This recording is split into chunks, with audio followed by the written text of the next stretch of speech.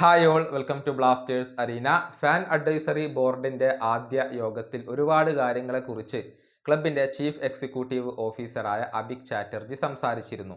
ചില അപ്ഡേറ്റുകൾ അദ്ദേഹം നൽകിയിട്ടുണ്ട്.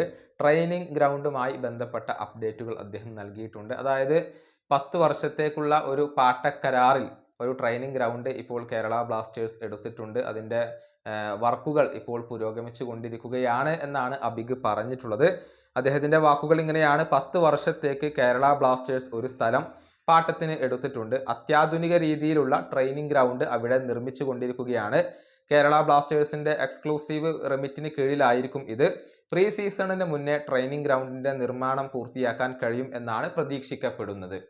ഇതാണ് ഇപ്പോൾ ചീഫ് എക്സിക്യൂട്ടീവ് ഓഫീസർ പറഞ്ഞിട്ടുള്ളത്. അതായത് അടുത്ത സീസണിലേക്ക് ഈ ഒരു പുതിയ ട്രെയിനിങ് ഗ്രൗണ്ട് തയ്യാറായിരിക്കും. അതേസമയം കേരള ബ്ലാസ്റ്റേഴ്സിന്റെ വരുമാനത്തെക്കുറിച്ചും അദ്ദേഹം സംസാരിച്ചിട്ടുണ്ട്. അതായത് സ്റ്റേഡിയത്തിനകത്ത് ലഭിക്കുന്ന വരുമാനം അതിപ്പോൾ ഫുൾ സ്റ്റേഡിയം ആയാലും അത് ഒന്നിനും തികയില്ല എന്നുള്ള കാര്യം അഭിക് ചാറ്റർജി ഇപ്പോൾ പറഞ്ഞിട്ടുണ്ട്.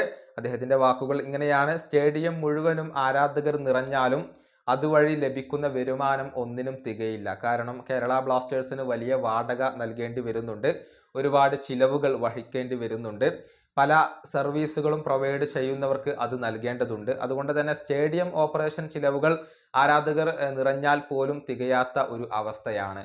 ഇതാണ് ഇപ്പോൾ ചീഫ് എക്സിക്യൂട്ടീവ് ഓഫീസർ പറഞ്ഞിട്ടുള്ളത്. അതായത് വലിയ വരുമാനമൊന്നും ക്ലബിന് ലഭിക്കുന്നില്ല, അത് ചിലവുകൾക്ക് പോലും തികയുന്നില്ല എന്നാണ് അഭിക് ചാറ്റർജി ഇപ്പോൾ പറഞ്ഞിട്ടുള്ളത്. ഈ സീസണിൽ വളരെ കുറഞ്ഞ ആരാധകർ മാത്രമാണ് സ്റ്റേഡിയത്തിലേക്ക് മത്സരം കാണാൻ വേണ്ടി എത്തിയിട്ടുള്ളത്. ടീമിന്റെ പ്രകടനം മെച്ചപ്പെടുമ്പോൾ ആരാധകർ സ്വാഭാവികമായും സ്റ്റേഡിയത്തിലേക്ക് എത്തും എന്നുള്ള ഒരു ശുഭാപ്തി വിശ്വാസവും അദ്ദേഹം പ്രകടിപ്പിച്ചിട്ടുണ്ട്.